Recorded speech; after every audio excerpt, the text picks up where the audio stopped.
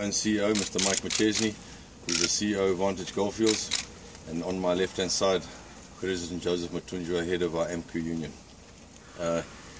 We've had a nice meeting this morning, and also behind me are members of the Department of Minerals and Resources, who have also supported us this morning in a unified meeting about progress underground. And because we're getting to such a critical stage in this whole operation, we're into our 7th day, and I don't think I need to push your imagination as to what that means in terms of people in containers and the issues with around that.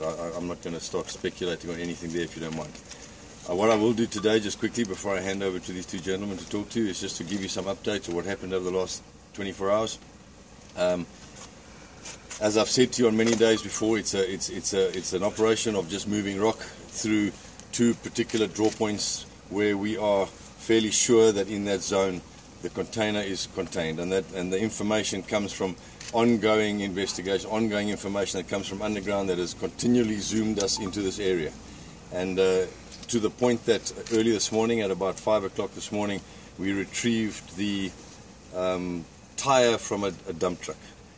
The tire was lying near the container on surface. It was actually leaning against the foundation on which the container was standing on surface. So it has come through the pile, through a small zone in the draw point, and we've been able to recover this. So obviously what it tells us is that all our assumptions up to date have been right. We have zoomed in closer and closer to the zone where we think the container is. But the challenges remain. The challenges that I've been explaining to you over the last couple of days remain, of the rocks that block up the draw points, that hold the material above our heads, that make those draw points very dangerous to operate in, and obviously safety of the rescue teams and everybody underground, my own staff, there's many of them underground, is paramount importance. So we have to continue cautiously with what we're doing, but it's cautious optimism again.